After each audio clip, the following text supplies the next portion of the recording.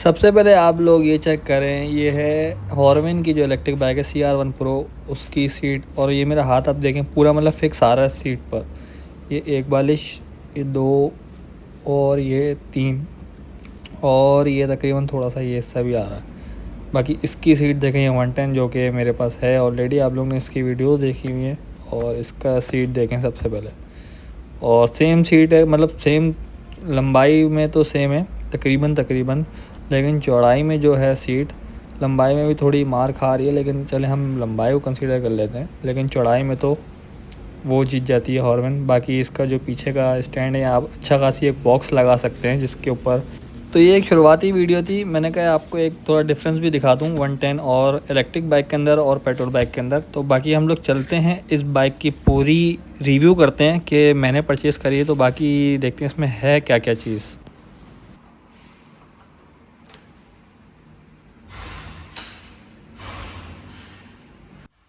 शुरुआत हम इसके स्पीडोमीटर से ही कर लेते हैं। ये मैंने अभी न्यू ली है और 90% इसकी चार्जिंग है। ये तकरीबन दूसरी बार चार्ज हुई है मेरे घर पे। 38 चली हुई है। और स्टैंड का साइन जो आपको लाल वाला दिख रहा है, और एलसीडी के अंदर इसमें सिर्फ ये, मेरे ख्याल से एलसीडी नहीं बोलेंगे इसको, एलईडी पैनल बोलेंगे, जो भी बोलेंगे।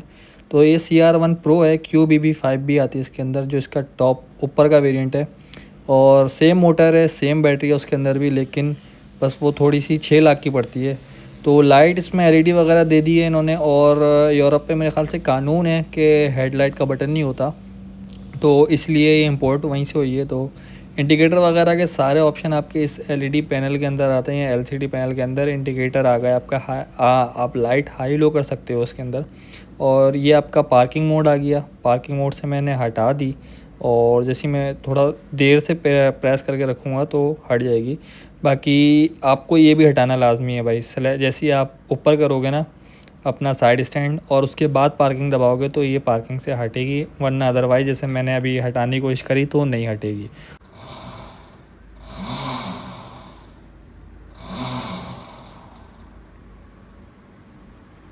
तो साउंड आपने चेक किया, ये बेसमेंट के अंदर साउंड है। वैसे जब आप चलाते हैं तो आपको इसमें साउंड आता है, क्योंकि चेन इसमें स्पॉकेट यूज़ किया गया है। तो उसकी साइंस भी मैं आपको अगली वीडियो में बताऊंगा कि ये क्यों यूज़ होता है, और जिन बाइक्स के अंदर एलोरियम के अंदर जो मोटर लगी हुई होती है तो उसका क्या नुकसान है, और इसका क्या फ़ायदा है, या इसका क्या नुकसान है, या उसका क्या फ़ायदा है, वो अलग वीडियो में बताऊँगा।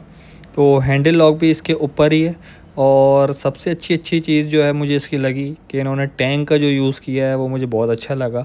ये इसकी टेल लाइट है, बैक लाइट जो इसकी पीछे की है वो छोटी सी दी है। QBB5 में इन्होंने थोड़ी बड़ी दी है, तो कुछ नहीं चलता है। बाकी ये अपने को सिर्फ गुजारा करना है, क्योंकि मोटर सेम है इसमें भी और उसमें भी। पीछे इसमें ड्रम दिया है, QBB5 में पीछे डिस्क दी है। और चेन स्पॉकेट आपको दिख रहा है, चेन भी दिख रही है साथ ही। और इसमें चेन में कवर नहीं होता। ड्रम ब्रेक पीछे दिया हुआ है। और चिमटा आप देखेंगे तो आपको फ़ील होगा कि 150 का है। और हाँ, मुझे इस बाइक के अंदर टायर भी मिले हैं, वो भी चौड़े। तो मोटर मैं आपको दिखा रहा हूँ। मोटर यहाँ से लगी हुई है और पूरा उसको प्लास्टिक से कवर किया हुआ है।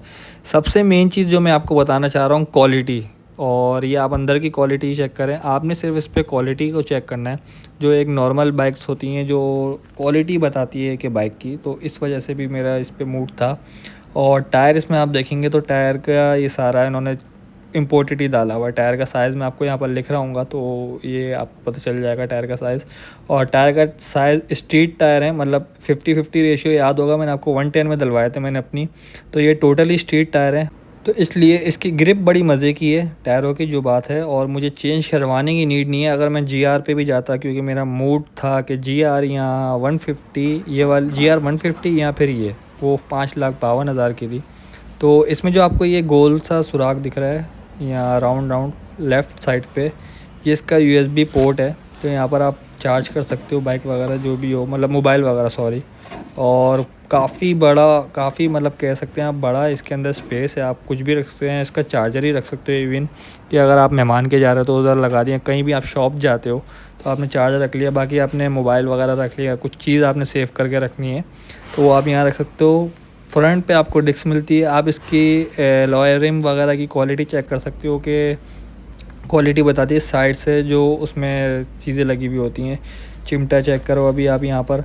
और अभी हम यहाँ पर आपको मोटर दिख रही होगी, QBB5 में मोटर उसमें छोटी सी दिखती है, उसमें कवर किया हुआ होता है, इसमें कवर नहीं किया हुआ था, उसमें मोटर दिख रही होती है। तो इसमें थोड़ा सा एक ये ड्रॉबैक है।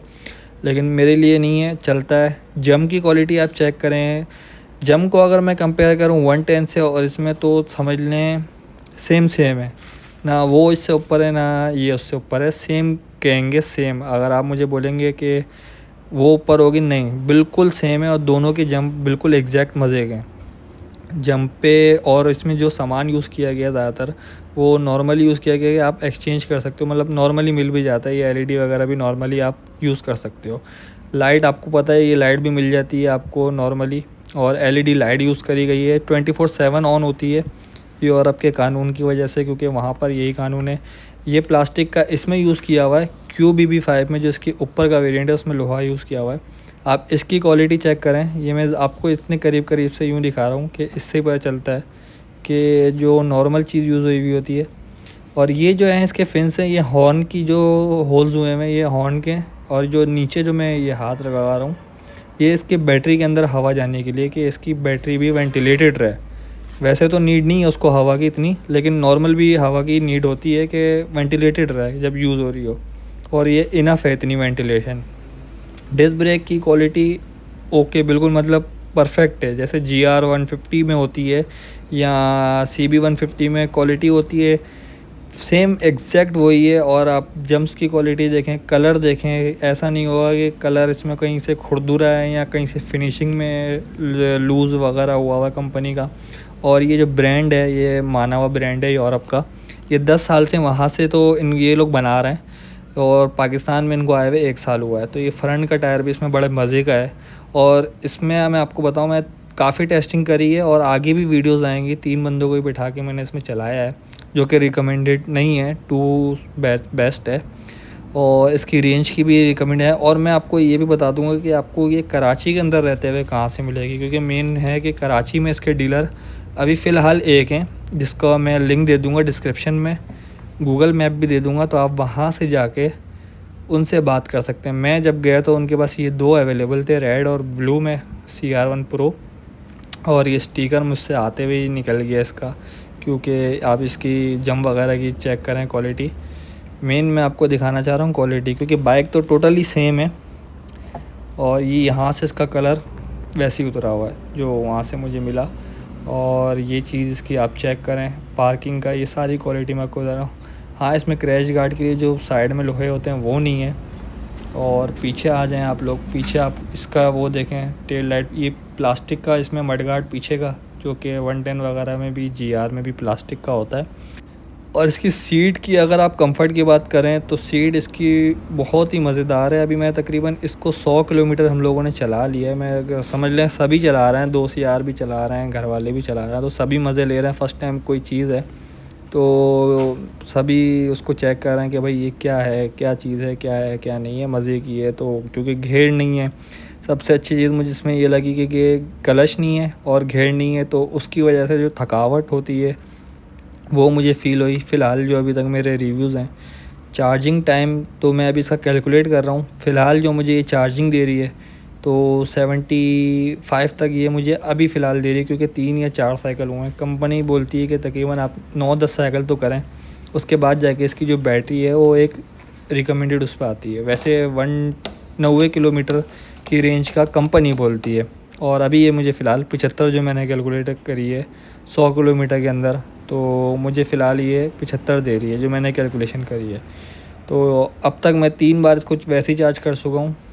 तो ये है इसके इंडिकेटर, हेलोजन इंडिकेटर इसमें मिलते हैं, और उसमें जो है QBB5 में वो आपको LED मिलते हैं, उसमें काफ़ी थोड़ी बहुत चेंजेस हैं। और बैटरी मैं आपको खोल के दिखा देता हूँ, जो इसमें न्यू बैटरी आई हैं। पहले इसमें डुअल बैटरी होती थी, मतलब आप एक सिंगल परचेज़ कर सकते थे और सेकंड भी थोड़े और पैसे दे के। तो अब ये डुअल ही देते हैं, और 45 एम्पेयर की। पहले एक बैटरी 27 एम्पेयर की, 27 की 2 थी, तो अब ये एक बैटरी 45 एम्पेयर की देते हैं। यहाँ से चार्ज होती है, यहाँ से आपकी बाइक को करंट मिलता है, और यहाँ से आप पकड़ के इसके बैटरी को बाहर निकाल सकते हैं। और लॉक करने के लिए वापस ये इसका सेंसर है स्टैंड का, तो अगर आप ये ऊपर नहीं करेंगे तो आपकी बाइक पार्किंग से नहीं हटेगी, और इस तरीके से लॉक हो जाता है जब तक चाबी आप नहीं लगाओगे। तो यार इसकी डिटेल वीडियोस आती रहेंगी। तो ये थी इसकी एक वॉक अराउंड वीडियो। बाकी डिटेल वीडियोस मैं इसमें डालता रहूँगा, तो आप चैनल को सब्सक्राइब कर लो और बेल आइकन दबा लो।